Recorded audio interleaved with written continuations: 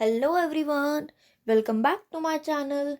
Today we start a new topic, informal organization. In previous video we discuss about formal organization कि formal organization क्या होती है. तो आज हम पढ़ने वाले informal organization के बारे में. तो स्टार्ट करते हैं. मीनिंग से स्टार्ट करते हैं. An informal organization is a group of people who share a common identity and are committed to achieve a common purpose. इसमें क्या होता है, इनफॉर्मल ऑर्गेनाइजेशन क्या होता है कि ग्रुप ऑफ पीपल होता है जहाँ पे हम एक दूसरे की फीलिंग्स को, इमोशंस को समझते हैं, जहाँ पर हम गेट टुगेदर करते हैं, साथ में लंच डिनर करते हैं. जहाँ पे हम अगर हम ऑफिस में बैठे हैं तो जब हम ऑफिस में जो ऑफिस होता है, जो ऑर्गेनाइजेशन होती है, वैसे तो वो फॉर्मल होती है, बट जब हम साथ में बैठ के कुछ बातें करते हैं, लंच शेयर करते हैं, तो उसे बोलते हैं informal organisation. Informal organisation automatically create हो जाती है, वहाँ पर कोई रूल्स और रेगुलेशन नहीं होते हैं. The operation of an organisation in reality is known as informal organisation. इसमें कोई रूल्स और रेगुलेशंस नहीं होते हैं. The informal organisation structure get create automatically, अपने आप क्रिएट हो जाती है, हमें इसको बनाना नहीं पड़ता. इसका मेन पर्पस होता है कि साइकोलॉजिकल सेटिस्फैक्शन मिलना चाहिए एम्प्लॉयज़ को, या जो भी है एक दूसरे को, हमें साइकोलॉजिकल सेटिस्फैक्शन मिलना चाहिए. इसका जो ये जो इनफॉर्मल स्ट्रक्चर होता है, डिपेंड करता है फॉर्मल स्ट्रक्चर पे, क्योंकि जहाँ पर अलग अलग लोग होते हैं, अलग अलग कास्ट के, रीजन के, अलग अलग जॉब पोजीशन के जो लोग एक साथ मिलके इंटरेक्ट करते हैं, तो वो होता है इनफॉर्मल. कि अलग अलग लोग अलग अलग जगह से आए हैं, वहाँ पर काम करने के लिए आए हैं, बट जब वो साथ में बैठ के बातचीत करते हैं तो उसको बोलते हैं informal organisation. So if there is no formal structure, there will be no position, there will be no people working at the job position, there will be no informal structure. I think आप समझ गए होंगे. मैं एक बार दोबारा समझा देती हूँ. इनफॉर्मल को जो है वो ऑटोमेटिकली क्रिएट हो जाती है. वहाँ उनका मेन मोटिव होता है, मेन पर्पस होता है साइकोलॉजिकल सेटिस्फैक्शन. वहाँ पर कोई रूल्स और रेगुलेशन नहीं होते, वो डिपेंड होती है फॉर्मल ऑर्गेनाइजेशन पे.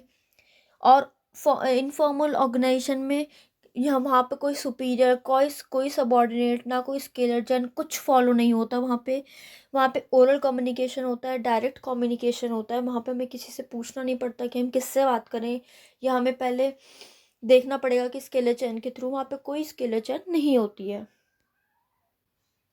एग्जाम्पल देखते हैं. Members of the sales team join every day for lunch with the human resource team. जो सेल्स टीम के मेंबर हैं वो एचआर टीम के मेंबर्स के साथ ज्वाइन करते हैं, साथ में बैठ के लंच करते हैं, तो इसको बोलते हैं informal organisation. Another example of such informal group is that sales team personal help teach development employees to requirement. किसी की हेल्प करना, इसका मतलब इनफॉर्मल, क्योंकि वो फॉर्मल तरीके से तो नहीं कर रहे हैं ना, वो इनफॉर्मल तरीके से कर रहे हैं. तो ये होता है जैसे स्कूल में होता है. स्कूल में हमारे लिए प्रॉपर रूल्स और रेगुलेशन बनाए जाते हैं, ठीक है. हमें पता होता है कि हमें इस टाइम जाना है, इस टाइम हमारा डिपार्चर है, इस टाइम हमारा लंच है. बट जब हम लंच में साथ में बैठ के हम बातें करते हैं, कैंटीन तक जाते हैं और खूब मस्ती करते हैं, तो उसे बोलते हैं इनफॉर्मल ऑर्गेनाइजेशन. फॉर्मल ऑर्गेनाइजेशन थी, हमारा स्कूल फॉर्मल ऑर्गेनाइजेशन है, बट जब हम साथ में बैठ के इंटरेक्ट कर रहे हैं लोगों से, पीपल से, तो वो हो गया इनफॉर्मल. इसके फीचर्स देख लेते हैं कि ये ऑटोमेटिकली क्रिएट हो जाती है. फर्स्ट, साइकोलॉजिकल सेटिस्फैक्शन होता है. सेकंड और थर्ड क्या होता है, इसमें कोई फ्लो नहीं होता, फिक्स पाथ नहीं होता कि यहाँ से अथॉरिटी होगी या यहाँ से कम्युनिकेशन होगा, जैसे उसमें स्केलर चैन था. यहाँ पर ऐसा कुछ नहीं है.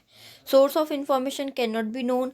इसमें क्या होता है कि ऐसा नहीं है कि एक पर्सन को सोचना पड़ेगा बात करने के लिए, या फिर उससे किसी से पूछना पड़ेगा, ठीक है. इसमें ऐसा कुछ नहीं है. और जो इनफॉर्मल स्ट्रक्चर होता है वो डिपेंड किस पे करता है, फॉर्मल ऑर्गेनाइजेशन पे. ओके, नेक्स्ट देखते हैं एडवांटेजेस. फास्ट कम्युनिकेशन होता है.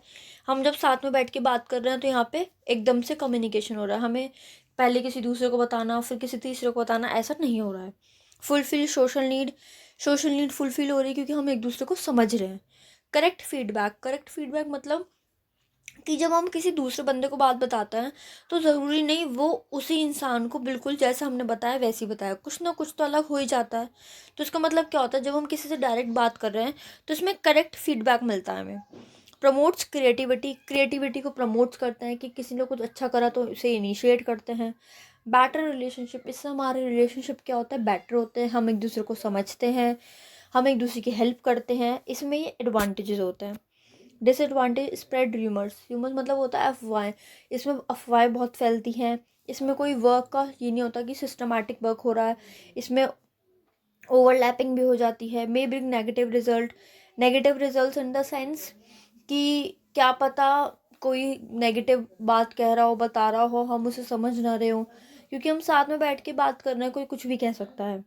मोर एम्फेसिस टू इंडिविजुअल इंटरेस्ट, इसमें क्या होता है कि मेन ध्यान दिया जाता है किस पे, कि दूसरा जो काम कर रहा है, ये जो जो अपना इंडिविजुअल है उसके बारे में सोचते हैं हम, किसी ऑर्गेनाइजेशन के बारे में, किसी भी कंपनी के बारे में हम नहीं सोचते हैं इसके बारे में।